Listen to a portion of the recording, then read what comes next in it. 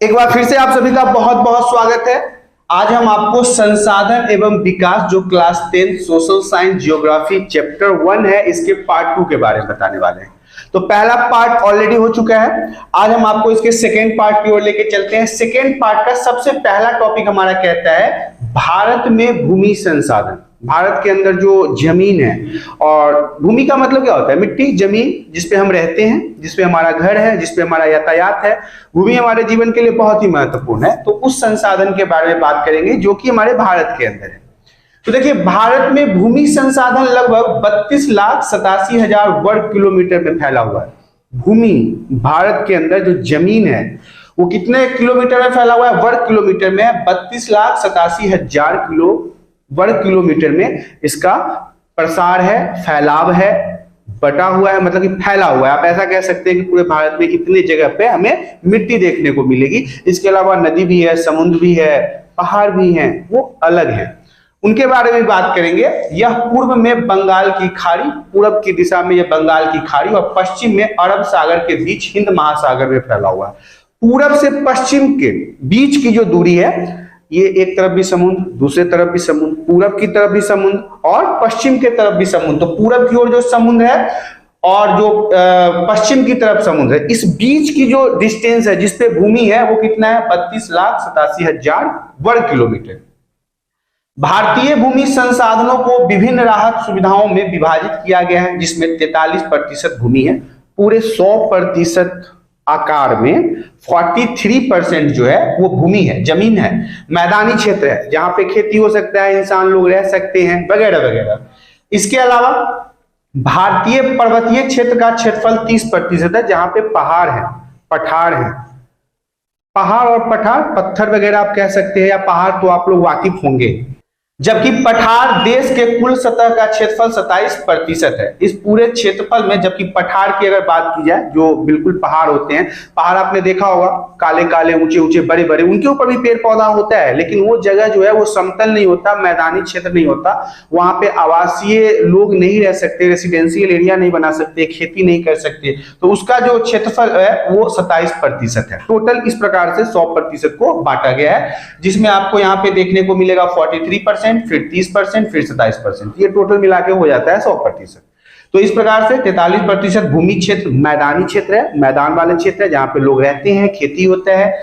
30% है पर्वतीय क्षेत्र, जबकि पठार जो है, पठार का मतलब होता है पहाड़, वो कितने हैं? 27% है।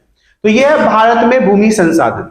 अब हम आगे की स्लाइड में बढ़ते हैं। भूमि का उपयोग क्या है, कैसे हम भूमि का उपयोग करते हैं? तो भूमि एक महत्वपूर्ण प्राकृतिक संसाधन है। जमीन जो है, मिट्टी जो है, वो हमारे लिए बहुत ही महत्वपूर्ण है। अब महत्वपूर्ण होने के बहुत सारे कारण है, क्योंकि भूमि का उपयोग विभिन्न कार्यों के लिए किया जाता है। अलग अलग कार्यों में भूमि का उपयोग होता है। उसमें क्या है? कृषि है, वन की है, खनन है, सड़क है, सड़क निर्माण, उद्योग की स्थापना इत्यादि। इस सब में क्या है? इन सभी चीजों में हमें किसी न किसी प्रकार से भूमि की आवश्यकता होती है। इंसान कहाँ रहता है? जमीन पे। फैक्ट्री कहाँ बनती है? जमीन पे। सड़क कहाँ बनता है? जमीन पे। तो ये सारी चीजों के लिए क्या चाहिए? जमीन चाहिए। भूमि का उपयोग भौतिक कारकों द्वारा निर्धारित किया जाता है, जैसे स्थलाकृति मृदा, जलवायु, खनिज, जल की उपलब्धता आदि। मानवीय कारक जैसे जनसंख्या और प्रौद्योगिकी भी भूमि उपयोग प्रतिरूप में महत्वपूर्ण निर्धारक है। एक तरह आपको समझा देते हैं। अब यहाँ पे जो मृदा है और मृदा का उपयोग है, वो हमारे स्थलाकृति मृदा, जलवायु, खनिज, जल की उपलब्धता आदि मानवीय कारक जैसे जनसंख्या और प्रौद्योगिकी पर भी भूमि उपयोग प्रतिरूप के महत्वपूर्ण निर्धारक माने जाते हैं। जैसी जमीन होती है, उस हिसाब से मानव जो है अपने कार्यों को पूर्ण रूप से करता है। अब इसमें बहुत सारी चीजें हैं। कुछ ऐसी जमीन है जहां पे हम घर बना सकते हैं, कुछ ऐसी जमीन है जहां पे हम फैक्ट्रियां बना सकते हैं, कुछ ऐसी जमीन है जहां पे हम जंगलों का निर्माण करते हैं, बगीचा लगाते हैं, बाग लगाते हैं। बहुत सारे ऐसे जगह हैं जहां पे ऑलरेडी बाग बगीचे लगे हुए हैं। तो इसका निर्धारक जो है वो मनुष्य होता है कि किस तरह की जमीन पे आप किस तरह के कार्यों को करते हैं। आगे की स्लाइड में बढ़ते हैं। अब देखिए, यहां से इंपॉर्टेंट बातें सब आपकी शुरू हो जाती है। यहां से ये सब मुद्दे जो हैं वो आपके एग्जाम में पूछे जा सकते हैं। भू निम्नीकरण के कारण। निम्नीकरण का क्या मतलब होता है? ऐसा जमीन, ऐसी मिट्टी जिसका उपयोगी ही नहीं है, अब हमारे किसी भी काम का नहीं है, उस पर खेती नहीं कर सकते, बंजर हो चुका है। इस निम्नीकरण का कारण क्या होता है, किन कारणों से भूमि का इस प्रकार से जो उर्वर क्षमता है, वो जो क्षमता होती है खेती करने की, वो खत्म हो जाती है। तो सबसे पहला है खनन। जब मिट्टी की खुदाई अधिक होती है, जब उसे अधिक खोदा जाता है, तो इस कारण से भी मिट्टी की जो गुणवत्ता है वो समाप्त हो जाती है। अतिचारण, भूमि के ऊपर लगातार बहुत लंबे समय तक और ज्यादा से ज्यादा अगर पशु या जानवर चरते रहते, चारण का मतलब होता है घास का खाना। गांव में आपने देखा होगा, लोग भैंस गाय बकरी लेके जाते हैं, तो अगर अधिक मात्रा में वहां पे अतिचारण हो जाए तो इससे भी भूमि जो है वो निम्नकरण में चला जाता है, इसलिए उसको निम्नीकरण के नाम से जानते हैं। अति सिंचाई, बहुत ज्यादा पानी आ गया, बहुत ज्यादा पानी का जमावड़ा हो गया, इससे भी मिट्टी की गुणवत्ता खराब हो जाती है, उसके क्वालिटी में बहुत ज्यादा परिवर्तन आ जाता है। औद्योगिक प्रदूषण, फैक्ट्री से निकलने वाले मलबे धुएं इत्यादि भी जमीन के स्तर को निम्न कर देता है, खराब कर देता है। और वनोन्मूलन, वनों की बहुत ज्यादा कटाई जो है, ये भी भूमि के निम्नीकरण के कारण है कि अगर बहुत ज्यादा पेड़ पौधों को काटते हैं तो उसकी मिट्टी की गुणवत्ता खराब हो जाती है। तो अगर आपसे भूमि निम्नीकरण के कारण पूछे तो आप इन सभी पॉइंटों को बताएंगे कि खनन है, अतिचारण है, अति सिंचाई है, औद्योगिक प्रदूषण है और वनोन्मूलन है। इन सभी चीजों के कारण ही भूमि का निम्नीकरण होता है। आगे की स्लाइड में बढ़ते हैं। भूमि संरक्षण के उपाय क्या हैं? अगर आप भूमि को संरक्षित करना चाहते हैं, बचाना चाहते हैं, तो इसके क्या क्या उपाय हैं जिससे आप भूमि को लंबे समय तक सुरक्षित रह सकते हैं, उस पर खेती कर सकते हैं, उस पर फसल उगा सकते हैं, उस पर घर बना सकते हैं। तो उसके लिए है वनारोपण, अधिक से अधिक पेड़ पौधों को लगाना होगा। ज्यादा से ज्यादा आपको अपने आसपास में पेड़ पौधों को लगाना होगा, क्योंकि पेड़ पौधे की जो जड़ें होती है ना, वो मिट्टी को पकड़ के रखता है, इससे मिट्टी जो है ना वो बर्बाद नहीं होता है। पशुचारण नियंत्रण, जो पशु छोटे छोटे पेड़ पौधों को चरती है या भोजन के रूप में उसका उपयोग करते हैं, इसको भी रोकना पड़ेगा, क्योंकि कई बार होता है नहीं, कुछ जगहों पे इतना अधिक चरण हो जाता है, इतने ज्यादा पशु पक्षी जानवर उस जगहों को, हरी पत्तियों को, हरे घास फूस को खा लेते हैं कि वो भूमि का जो है बेड़ा गर्क हो जाता है, निम्नीकरण में चला जाता है, उसकी गुणवत्ता खराब हो जाती है। रक्षक मेखला, देखिए अब कुछ ऐसी चीजें हैं जिसके माध्यम से भी हम जमीन की मिट्टी को रोक सकते हैं। जैसे कि अब देखिए कई बार आपने गांव में देखा होगा कि लोग अपने घरों के आसपास या खेतों में चारों तरफ से मेड़ वगैरह लगा देते हैं, जिससे उनका मिट्टी ना बह के पानी में नहीं जाता। ये सब ज्यादा चीजें आपको ना ऐसे जगहों पे देखने को मिलेगा जहां पे बहुत भारी मात्रा में बाढ़ वगैरह आता है। और बाढ़ में क्या होता है, सबसे ज्यादा मिट्टी का जो दुरुपयोग है या फिर उसके गुणवत्ता का खराब होने का कारण वो बाढ़ है, क्योंकि वो अपने साथ ना बहुत सारी मिट्टियों को पानी में बहा के ले जाती है और उसे ऐसी जगह छोड़ देती है जहां पे हम खेती नहीं कर सकते, क्योंकि मिट्टी के अंदर क्या होता है, बालू होता है। बालू में अगर मिट्टी मिल गया तो वो तो निम्नीकरण में चला गया ना, उसकी गुणवत्ता खराब हो गई। अब हम कभी आगे जाके अगर बालू में चाहे तो खेती तो नहीं कर सकते हैं, क्योंकि उसमें तो मिट्टी नहीं है, मिट्टी कम मात्रा में है, क्योंकि वो पानी में बालू के साथ मिलते मिलते उसकी गुणवत्ता को उसने खराब कर दिया है। खनन नियंत्रण, अधिक से अधिक जो खुदाई होता है, मिट्टी का कटाई होता है, इसको रोकना भी जरूरी है ताकि हम अपने भूमि का संरक्षण कर सके। औद्योगिक जल का परिष्करण, ये जो फैक्ट्रियां हैं, जो बड़े बड़े कारखाने हैं, इससे निकलने वाले जितने भी हैं अपशिष्ट पदार्थ, वो चाहे जल के रूप में हो या कचरा के रूप में हो, उससे हम अपने मिट्टी को बचा के रखें, उसे हम अपनी मिट्टी में ना मिलने दे, ताकि हमारे मिट्टी का जो क्षमता है, जो उद्योग हमारे उपजाने का जो क्षमता है, ये सभी चीज उसके अंदर गुणवत्ता जो है वो कायम रहे। क्योंकि कई बार देखा गया है कि जहां पे उद्योग ज्यादा है, कारखाना ज्यादा है, फैक्ट्री ज्यादा है, वहां की मिट्टी की गुणवत्ता खराब हो जाती है, कम हो जाती है। आगे की स्लाइड में बढ़ते हैं। मृदा संसाधन क्या है? मृदा मतलब होता है मिट्टी, संसाधन आपको पता है रिसोर्सेज। तो अब हम आपको मृदा संसाधन के बारे में बताते हैं। मृदा संसाधन सबसे महत्वपूर्ण एवं योग्य प्राकृतिक संसाधन है, ये प्रकृति के द्वारा बनाया गया संसाधन है। तो क्योंकि यह हमारे जीवन में बहुत ही महत्वपूर्ण है। अब मिट्टी का क्या उपलब्धि है हमारे जीवन में, क्या महत्वपूर्ण, क्यों महत्वपूर्ण है वो, ये देख लीजिए। क्योंकि इंसान जो विकास करता है लाखों हजारों साल से, इस पृथ्वी पर जितने भी जंतु हैं, मानव है, पशु पक्षी पेड़ पौधे, वो किस पे टिका हुआ है? मृदा पे टिका हुआ है, मिट्टी के ऊपर टिका हुआ है। इस पृथ्वी पर जिनको जीने के लिए इस प्रकार के मृदा की आवश्यकता होती है। देखिए यहाँ पे जितने भी लाखों जीव जंतु हैं, उन सभी को जीने के लिए किसकी आवश्यकता है? इसी मृदा की आवश्यकता है, क्योंकि इन जीवों का पोषण, खाना पीना मृदा के साथ ही होता है। मृदा बनने की प्रक्रिया बहुत लंबी होती है। अब देखिए बहुत आसान लगता है मिट्टी कहना, मिट्टी का उपयोग करना, लेकिन इसके निर्माण में हजारों वर्ष लग जाते हैं। बहुत ही धीमा प्रोसेस है मिट्टी का बनना। कहते हैं कि 1 सेंटीमीटर मिट्टी के बनने में हजारों वर्ष का समय लगता है।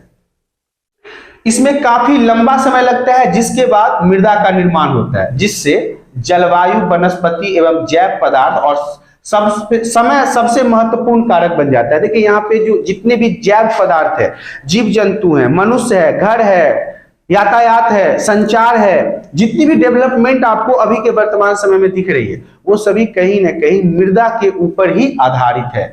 हमारे प्रकृति और जैव मंडल में अनेक तत्व मौजूद है, जैसे तापमान परिवर्तन, बहते जल की प्रक्रिया, हवा, हिमनदी, अपघटन आदि जितनी भी मुख्य क्रियाएं होती है, इन सभी में मृदा बनने की प्रक्रिया योगदान देती है। जितने भी चीजें हैं, हवा का बहना, वायुमंडल का टेम्परेचर, पेड़ पौधा, नदी का बहना, हिम नदी का बनना, हिम नदी का मतलब होता है बर्फ से बनने वाली नदी, या बर्फीले जगह पर ज्यादातर ये सारी चीजें आपको देखने को मिलेगी। तो इसमें किसका योगदान है? इसमें सभी में आपको मृदा का योगदान मिलेगा, मिट्टी का योगदान है। मृदा ऐसा संसाधन है जिसके निर्माण में जैव और अजैव घटक दोनों ही योगदान अपना देते हैं। जो जीवित व्यक्ति हैं वो तो योगदान देते ही हैं, और जो मरे हुए हैं, जो सजीव नहीं है, वो भी इनमें अपना योगदान देते हैं मिट्टी के निर्माण में। तो इस तरह से आपने मृदा संसाधन को समझ लिया। आगे की स्लाइड में चलते हैं। आइए अब हम आपको मृदा का निर्माण के बारे में बताते हैं कि मिट्टी का निर्माण कैसे होता है, मृदा कैसे बनती है। मिट्टी के निर्माण की प्रक्रिया अत्यंत धीमी होती है, बहुत धीरे धीरे इसका निर्माण होता है। इसका अंदाजा इस बात से लगाया जा सकता है कि मात्र 1 सेंटीमीटर मृदा को बनने में हजारों वर्ष लग जाते हैं। सिर्फ और सिर्फ 1 सेंटीमीटर मिट्टी का निर्माण होने में हजारों वर्ष का समय लगता है। इसके अलावा आप समझ गए कि हमारे जीवन में मृदा कितना महत्वपूर्ण है और कितना धीमा धीमा बनने वाला प्रोसेस है। इसलिए इसके बर्बादी को सबसे पहले रोकना चाहिए, क्योंकि ऐसा नहीं है कि आज हमने कुछ मिट्टी बर्बाद कर दिया तो कल हम मिट्टी का निर्माण कर लेंगे। हजारों वर्ष लग जाते हैं सिर्फ 1 सेंटीमीटर मिट्टी बनने में। इसके अलावा इसमें क्या है कि मृदा के निर्माण सैलों के अपघटन क्रिया से होता है। मृदा के निर्माण में कई प्राकृतिक कारकों का महत्वपूर्ण भूमिका होता है। बड़े बड़े पहाड़, चट्टानें घिसते रहते हैं हजारों हजार वर्ष तक, तब जाए कहीं मिट्टी का निर्माण होता है। सेलों के घिसने से होता है, और इसमें कई सारे प्राकृतिक कारक भी हैं जो बहुत महत्वपूर्ण भूमिका निभाते हैं मिट्टी के निर्माण में। जिसमें क्या है, तापमान, टेम्परेचर जो है ये इंपॉर्टेंट है मिट्टी के बनने के लिए। पानी का बहाव, जो वाटर फ्लो होता है, वो भी इसमें अपना योगदान देता है। हवा भी इसका एक कारक है जिसमें मिट्टी का निर्माण में ये सहायता प्रदान करता है। इस प्रक्रिया में कई भौतिक और रासायनिक परिवर्तनों का भी योगदान होता है। कई प्रकार के भौतिक का क्या मतलब है, कभी कभी पहाड़ों के नीचे दब जाना भौतिक है, लेकिन कभी कभी कुछ रासायनिक भी इसमें प्रक्रियाएं होती है। तापमान के अंदर इसका झुलसना, टेम्परेचर बनना, CO2 का रिलीज होना, तो बहुत सारे कारक हैं जिसके बाद मिट्टी का निर्माण होता है। लेकिन लोगों को अंदाजा नहीं है कि मिट्टी कितना उपयोगी है हमारे जीवन में। अगर अंदाजा हो जाए लोगों के अंदर कि मिट्टी बहुत ही उपयोगी है, तो मिट्टी का बर्बादी नहीं होने देंगे। क्योंकि जैसा कि अभी आपने देखा कि 1 सेंटीमीटर मिट्टी के बनने में हजारों वर्ष लग जाते हैं। तो 1 सेंटीमीटर मिट्टी, यहां अगर आप अपने पैरों के धूल को ही देख ले तो आधा 1 किलो मिट्टी निकल जाएगा। उसमें तो और हजारों नहीं लाखों वर्ष लग जाएगा। तो आप समझिए कि जो मिट्टी आप अपने साथ इधर उधर धूल में भी यूज कर लेते हैं, उसके बनने में भी हजारों वर्ष लग जाते हैं, जबकि हमारी खुद की आयु तो 60 से 70 वर्ष ही होती है। तो आपको लगता है इतनी कम आयु में हम किसी 1 सेंटीमीटर मिट्टी को भी बना सकते हैं? नहीं बना सकते हैं। तो ये था मृदा का निर्माण। आगे की स्लाइड में बढ़ते हैं, मृदा के प्रकार के बारे में जान लेते हैं कि कई प्रकार के मृदा होते हैं, कितने प्रकार के होते हैं। तो सबसे पहले है जलोढ़ मृदा, पहले नंबर पे, फिर है काली, फिर और उसके बाद है तीसरे नंबर पर लाल और पीली मृदा, लेटराइट मृदा, मरुस्थलीय मृदा और वन मृदा। ये सभी जो है वो मृदा के प्रकार है, मिट्टी के प्रकार है। जो मिट्टी होता है वो इतने प्रकार के होते हैं। अब आपको एक एक के बारे में जानना है कि जलोढ़ किसे कहते हैं, काली मिट्टी किसे कहते हैं, लाल और पीली मिट्टी किसे कहते हैं, लेटराइट मिट्टी किसे कहते हैं, मरुस्थलीय मृदा क्या होता है और वन मृदा क्या होता है। सबसे पहले स्लाइड में देखते हैं जलोढ़ मृदा। जलोढ़ मृदा क्या होता है, भारत में लगभग 45% क्षेत्रफल में जलोढ़ मृदा पाई जाती है। भारत का जितना भी जमीन है, जितनी भी मिट्टी है, उन पूरे 100% मिट्टी में सबसे ज्यादा पाया जाने वाला जो मिट्टी है वो कितना है, 45% पाया जाता है। कौन सा? जलोढ़ मृदा। इस मिट्टी में पोटास की बहुलता होती है। पोटास जो होता है वो बहुत ज्यादा होता है। पोटास एक प्रकार का खाद होता है जो जमीन के अंदर ना उर्वरक क्षमता को बढ़ाता है। गांव घर के खेतों में ना पोटास वगैरह डाला जाता है। जब आप गेहूं वगैरह का, मक्के वगैरह का, आलू वगैरह का फसल उगाते हैं तो ऐसे समय में खेतों में पोटास डाला जाता है ताकि खेतों को मजबूत करे। सिंधु गंगा, अब हम लोग के बिहार में भी आपको देखने को मिलेगा कि गंगा नदी के किनारे बहुत सारी ऐसी जलोढ़ मिट्टी के खेत आपको मिल जाएंगे। तो सिंधु, गंगा तथा ब्रह्मपुत्र नदी तंत्रों द्वारा विकसित होता है। अगल बगल में इसके भरपूर मात्रा में जलोढ़ मिट्टी मिलता है। रेत, सिल्ट तथा मृत्तिका के विभिन्न अनुपात में पाए जाते हैं। कई अलग अलग जगहों पे अलग अलग रूप में प्राप्त होते हैं। रेत, सिल्ट तथा मृत्तिका के विभिन्न अनुपातों में इनका पाया जाता है। अब देखिए कई बार आपने मिट्टी देखा होगा, जलोढ़ मिट्टी की अगर बात करें तो जलोढ़ मिट्टी को उठाने से ना केवल और केवल आपको मिट्टी नहीं मिलेगा, रेत का अंश उसके अंदर मिलेगा। क्योंकि कई बार क्या होता है ना कि पानी के बहाव के साथ, अब जैसे बाढ़ आ गया कहीं किसी जगह पे, तो बाढ़ ऐसा तो नहीं है कि हमारी मिट्टी को ही लेके जाता है, वो पीछे से जो मिट्टी बहा के लाया है उसे भी तो छोड़ के जाता है। तो इस प्रकार से कभी कभी बाढ़ फायदेमंद भी होता है क्योंकि वो ना ऊपरी मिट्टी को बहा के ले जाता है और दूसरे जगह की मिट्टी को बहा के रख देता है। तो इससे उसकी उर्वरक क्षमता बढ़ती और घटती रहती है। तो कई बार बाढ़ अच्छा भी है और बाढ़ बुरा भी है, लेकिन ज्यादातर अगर हिस्सों में देखा जाए तो बाढ़ बुरा ही होता है हमारे जीवन के लिए। आयु के आधार पर पुरानी जलोढ़ बांगर एवं नई जलोढ़ खादर होती है। मतलब एज के हिसाब से जलोढ़ मिट्टी को दो भागों में बांटा गया है। आयु के हिसाब से कुछ पुरानी होती है और कुछ नई नई बनी होती है। तो जो पुरानी जलोढ़ होती है उसे हम बांगर कहते हैं और जो नई होती है उसे खादर कहते हैं। ये इंपॉर्टेंट है, इसे याद रखिएगा कि जलोढ़ मिट्टी के भी दो भाग बांटे गए हैं। आयु के हिसाब से, उम्र के हिसाब से जो पुरानी होती है उसे बांगर और जो नई होती है उसे खादर के नाम से जानते हैं। बहुत उपजाऊ तथा गन्ना, चावल, गेहूं आदि फसलों के लिए बहुत उपयोगी होता है। सबसे अच्छी बात यही है कि उपजाऊ बहुत होती है। पहले ही पता चला है आपको कि पोटास बहुत होता है इसके अंदर। पोटास की बहुलता मतलब खेती के लिए बहुत इंपॉर्टेंट है। जो मिट्टी अच्छी होती है, गन्ना उगाने के लिए, चावल, गेहूं आदि फसलों के लिए बहुत ही उपजाऊ माना जाता है जलोढ़ मृदा। आगे की स्लाइड में बढ़ते हैं। अब काली मृदा के बारे में बात कर लेते हैं। हमारे यहाँ काली मृदा भी मिलता है। कुछ ऐसे राज्य हैं जहां पे आपको काली मृदा भी देखने को मिलेगा। जैसा कि नाम से ही पता है, काली मृदा तो रंग काला होता है और अन्य नाम से अगर बात की जाए, अगर दूसरे नाम, तो इसका नाम है रेगर मृदा। काली मृदा को ही रेगर मृदा के नाम से भी जाना जाता है। किटनिफेरस, मैग्नाइट एवं जीवाश्म की उपस्थिति होती है। ये भी कहीं ना कहीं हमारे खेती के लिए ना बहुत सारे कुछ ऐसे केमिकल होते हैं जो मिट्टी के अंदर अगर मौजूद हो तो हमारी फसल बहुत अच्छी होती है। जिसमें ऐसा निर्माण जो होता है वो बेसाल्ट की चट्टानों से होता है, टूटने से, चट्टानों के टूटने से। ज्यादातर मिट्टियों का निर्माण चट्टानों के सेलों के घिसने के कारण ही होता है, लेकिन यहाँ पे साफ साफ पता है हमें कि काली मृदा जो होती है उसका जो निर्माण है वो बेसाल्ट की चट्टानों के टूटने फूटने के कारण ही निर्माण होता है, पहाड़ों के टूटने फूटने के कारण।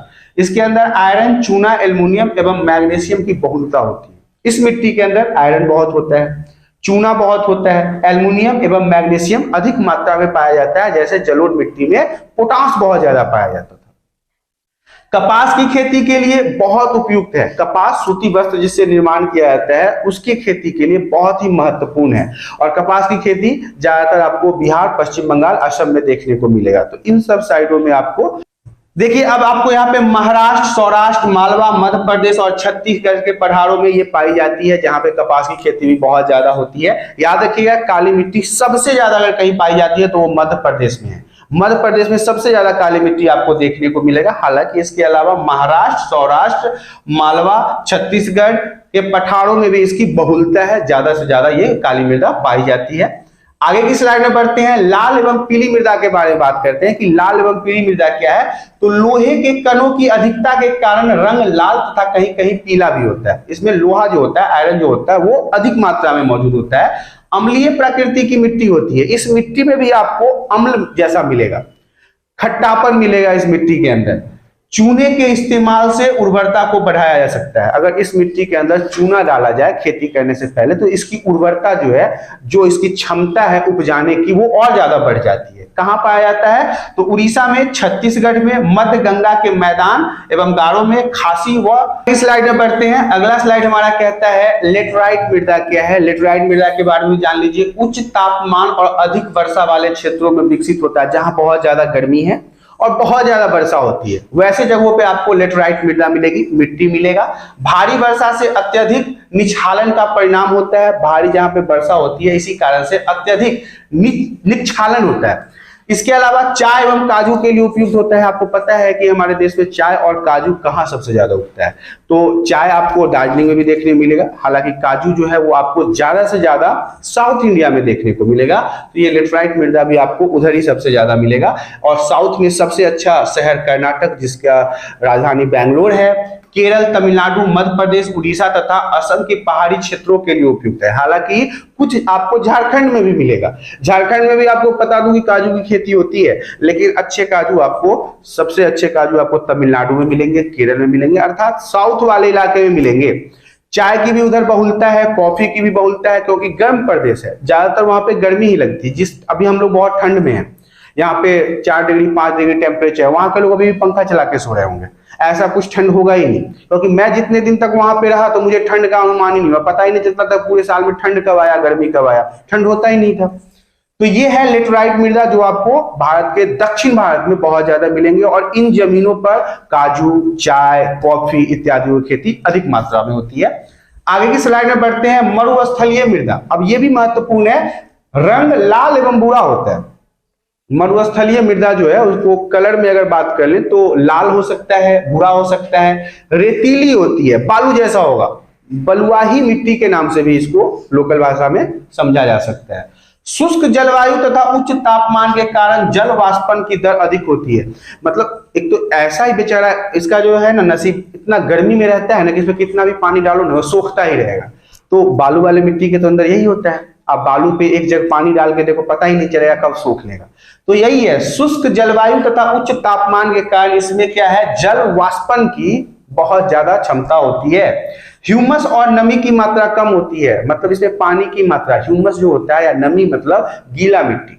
अगर आप कहीं भी अपने एरिया में जाओ और मिट्टी को खोदो तो आपको शायद थोड़ा सा गीलापन नीचे जाके मिल जाए, ठंडा ठंडा सा फील होगा, लेकिन यहाँ पे ना ह्यूमस होता है और ना नमी होती है, इस मिट्टी में कुछ भी नहीं होता है। उचित सिंचाई प्रबंधन के द्वारा उपजाऊ बनाया जा सकता है, मतलब अगर यहाँ पे पानी की मात्रा बहुत ज्यादा उपयोग में लाया जाए, सिंचाई अधिक से अधिक मात्रा में किया जाए तो शायद यहाँ पे खेती हो सकती है, क्योंकि राजस्थान में भी तो खेती होती है ना, भले ही पानी थोड़ा ज्यादा उपयोग में लिया जाता है, सिंचाई में ज्यादा पानी का उपयोग होता है। तो ये था मरुस्थलीय मृदा।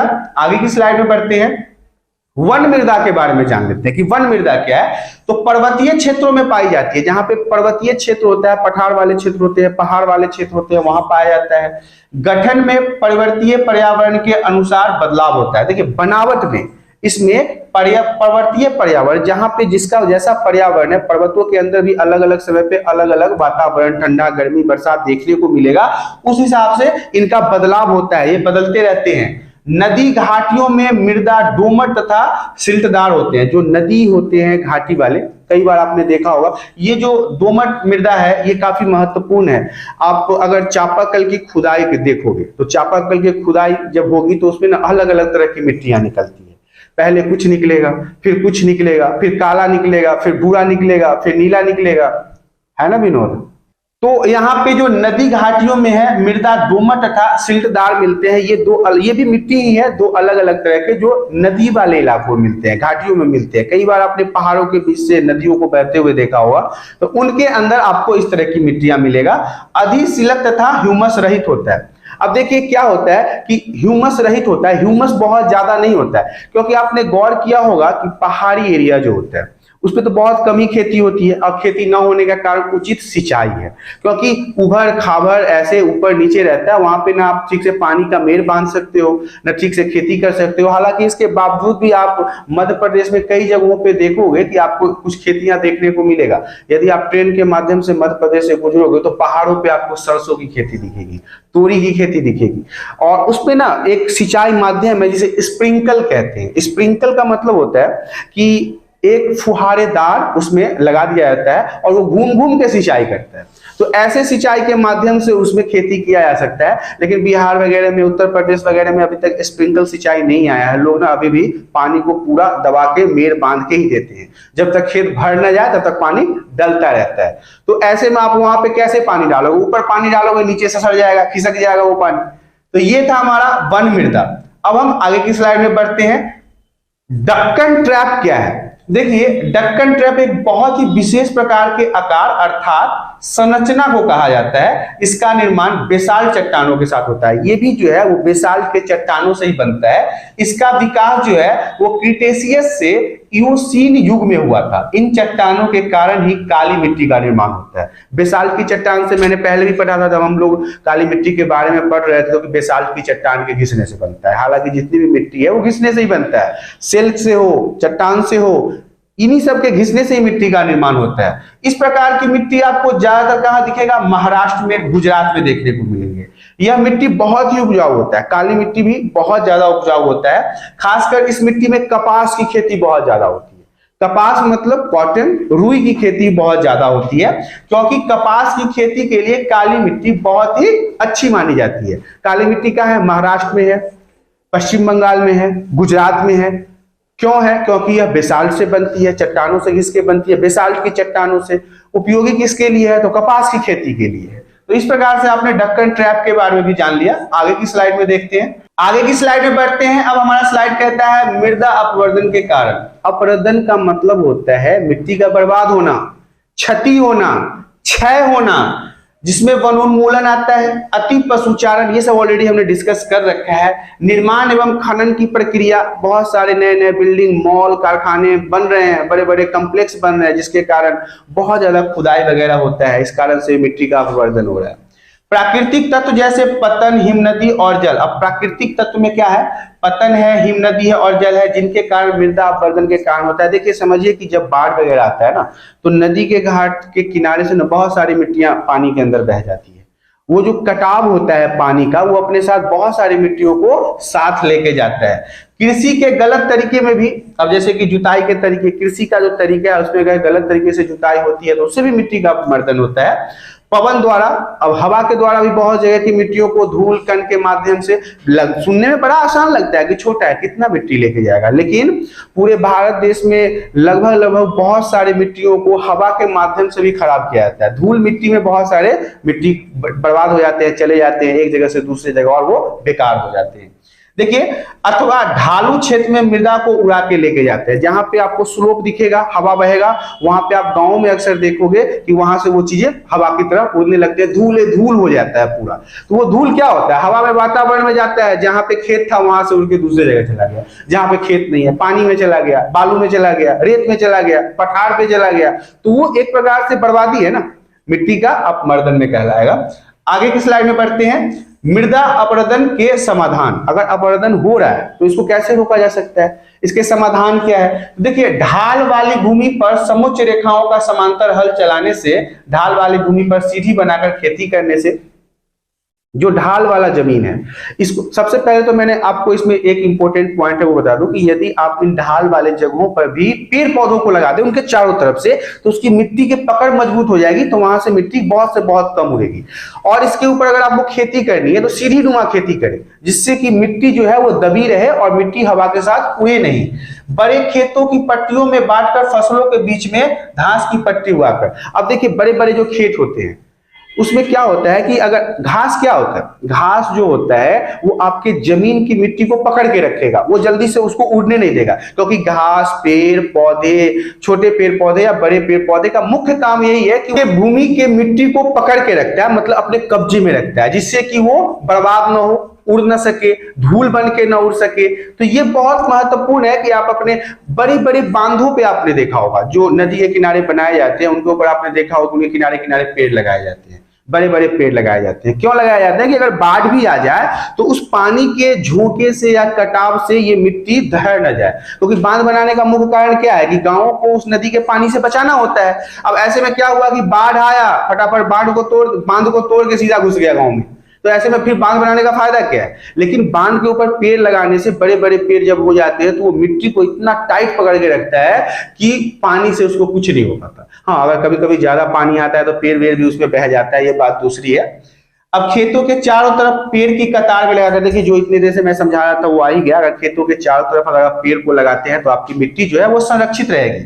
और पशु चारण जो है, जो पशुओं को चराया जाता है, उससे थोड़ा सा सुरक्षित रखना पड़ेगा आपको अपने जमीन को, खेत को, क्योंकि वो तो आपको चबा जाते हैं पेड़ पौधे को, छोटे छोटे घासों को चबा जाते हैं, उससे क्या होती है, मिट्टी ढीली हो जाती है, और जब मिट्टी ढीली हो जाएगी तो उससे उसमें से धूल बन के वो हवा में बर्बाद होना शुरू हो जाएगी। तो ये था मृदा अपरदन के समाधान। आगे की स्लाइड में बढ़ते हैं। अब नलिकाएं क्या है? अब नलिका का मतलब होता है एक ऐसा स्थान जहां पर जल बह रहा हो, लेकिन वनस्पति की कमियां अर्थात पेड़ पौधे की कमी का कारण अब जल वहां की मिट्टी का कटाव करना शुरू कर दिया। वही इंपॉर्टेंट पॉइंट कि जल बहुत है, पानी बह रही है, पेड़ पौधे नहीं है, वनस्पति नहीं है, जिसके कारण क्या है कि मिट्टी में पकड़ नहीं है, मजबूती नहीं है, तो पानी मिट्टी को अपने साथ काट के लेके जा रही है। अब क्या है कि इस तरह के मिट्टी के कटाव बहुत ही गहरे होते हैं, गहरे गहरे मिट्टी के कटाव होने लगते हैं और वातावरण के लिए काफी नुकसानदायक होता है। उत्खात भूमि क्या है? आप सभी को बता दूं कि बुंदेलखंड की पहाड़ में, बुंदेलखंड उत्तर प्रदेश बहुत ही अच्छा जगह है, वहां की भाषा बहुत अच्छी है, तो वहां के जितने भी पहाड़ी इलाका है उस पर चंबल नदी बहती है। आपको पता है कि चंबल घाटी, डाकू वगैरह का बहुत नाम सुना होगा आपने। जितने भी महाखंड हैं वहां पे उनका निर्माण किया जाता है। इन सभी महाखंडों को हम उत्खत भूमि के नाम से जानते हैं। देखिए बुंदेलखंड के पहाड़ में चंबल नदी द्वारा जितने भी महाखंडों का निर्माण होता है, जितने भी खंड स्लाइड बनाए जाते हैं वहां पे, इन सभी को हम उत्खत भूमि कहते हैं। चंबल नदी, बुंदेलखंड, याद रखिएगा। आगे की स्लाइड में बढ़ते हैं। खड भूमि क्या है? देखिए इसमें क्या होता है कि चंबल अपनी आकार वाली भूमि आकृति के लिए बहुत ज्यादा प्रसिद्ध है। चंबल नदी बहुत ज्यादा प्रसिद्ध है और इस कारण से इसे हम चंबल खंड के नाम से भी जानते हैं। चंबल नदी भी है और ये जो गहरे गहरे खंड का निर्माण करता है, मतलब कि अलग अलग उसको पार्टीशन में बदल देता है, इसको हम चंबल खंड के नाम से भी जानते हैं। इसका निर्माण गंडक नदी की दोहरा नाम के काली गंडक और त्रिशूल गंगा के मिलने से होता है। ये दो नदी ही है, काली गंडक और त्रिशूल गंगा, इसके मिलने से ही खड भूमि का निर्माण होता है, बीच के भूमि का निर्माण होता है। पवन अपरदन क्या है? वही है हवा के द्वारा मिट्टी का अपक्षय। जब हवा के द्वारा, हवा जो है मिट्टी को अपने साथ उड़ा के लेके जाता है, तो इसे हम पवन अपरदन कहते हैं। तो देखिए पवन का मतलब होता है हवा, और कई बार आपने देखा होगा कि हवा के माध्यम से मिट्टी, बालू आदि उड़ते रहते हैं।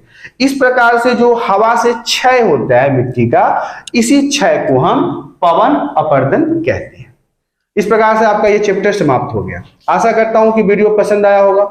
यदि वीडियो पसंद आया तो वीडियो को लाइक करें, चैनल पे पहली बार आए तो चैनल को सब्सक्राइब करें, ताकि इसी प्रकार के एजुकेशनल वीडियो आपको हमेशा प्राप्त होती रहे। अब हम आपको आगे के चैप्टर के साथ मिलेंगे, तब तक के लिए धन्यवाद।